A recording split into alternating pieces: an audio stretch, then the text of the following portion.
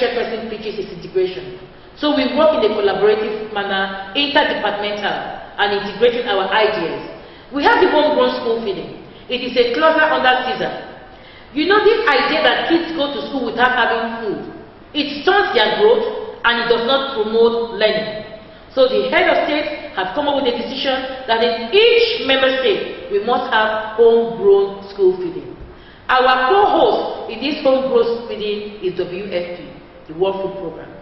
And what is this homegrown school feeding? It is that idea that in every school they must have a school garden. And you know, for example, in Zimbabwe, the school we went to celebrate in 2017, that garden was run by the peoples of that school. So they had a garden where they planted tomatoes, Irish potatoes, sweet potato, cabbage, and beans. So, and then they also have a fish pond. In the fish pond, the teachers help them because they are kids, they cannot get into the fish pond. That fish pond, that agriculture they are into, gives them a revenue of $100,000 every year. If you go to that school, you will not believe that it's in the suburb. Because it is built with brick, it is beautiful. You will feel that you are in one of these schools in the US. And from that money, they take and sponsor children or people in that community who cannot pay school fees. So they bring them to school. Then part of that produce is sold to the market. And then they now recruit women from the community to cook that food for the kids to eat.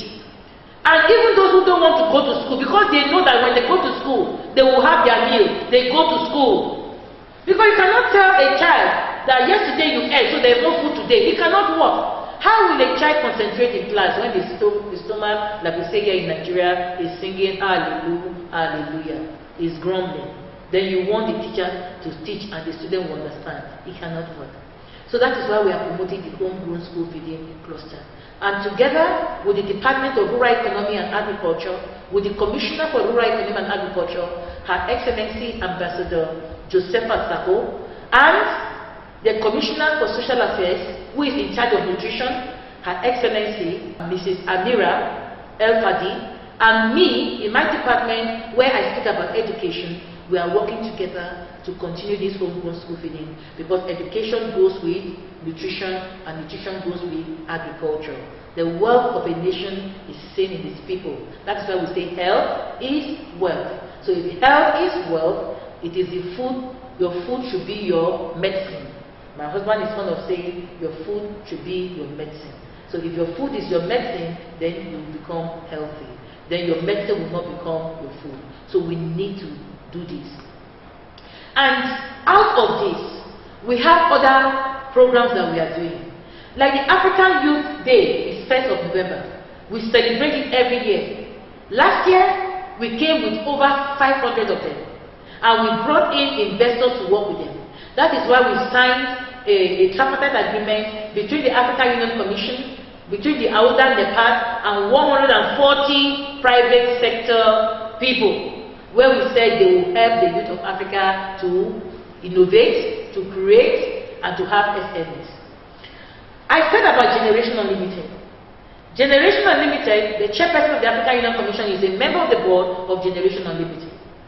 And being a member of the board of Generation Unlimited, we are asking Generation Unlimited to domesticate Agenda 2063, particularly in our policies on the African Youth Charter, concerning the youth of Africa, and in the Lagos Plan of Action, and what again we have in the African, what they call API.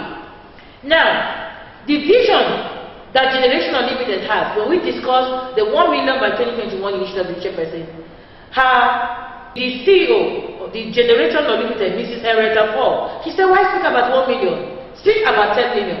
For the very reason I told her, if I say 10 million and we don't achieve 10 million, the African youth will deal with us, and we don't want them to deal with us. So we are being conscious. We will say 1 million, but our target is 10 million. So Generation Unlimited is coming on board to help us dream this dream, to capacitate the youth of Africa. I believe that leadership is a responsibility. And if leadership is a responsibility, wherever we are in our different mandates, we should know that we are on mission. Because history is watching, and history is being written. And posterity will not spare us for the things we refuse to do during our own mandate. Kwame Nkrumah said it very well. He said that I am not an African because I am born in Africa. I am an African because Africa is born in me. If Africa is born in me, every pulse within me will want to see Africa rising.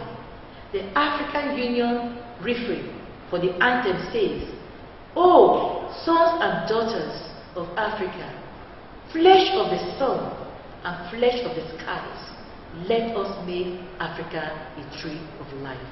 And that is the mandate of my department, to develop human resources and capacitate the youth of Africa, the women of Africa, towards the vision of Agenda 2063, that vision of an integrated, prosperous, and peaceful Africa, driven by its own competent and skilled citizens. My question now to my audience is, can we count you in? Can we count you in to the vision of that African Union Agenda 2063? The sixth region of the AU is the diaspora. We refer to them as African diaspora. Because there are 5 regions in the continent: West Africa, East Africa, Southern Africa, North Africa, and Central Africa. The 6th region is the African diaspora. And we refer to the 6th region of Canada, 6th region of Australia, 6th region of America, 6th region of Europe. Wherever an African is found, it is the 6th region. And the 6th region of Canada has already joined us in the 1 million by 2021 initiative by speaking 1+1 million initiative, which I launched in Canada, Toronto, sometime in October. I believe in Africa, and I believe that Africa has a lot of wealth. And I believe that if we as policymakers are able to harness our demographic dividend, this continent is going to be the next force to be reckoned with, whether they like it or not. God bless Africa. Thank you.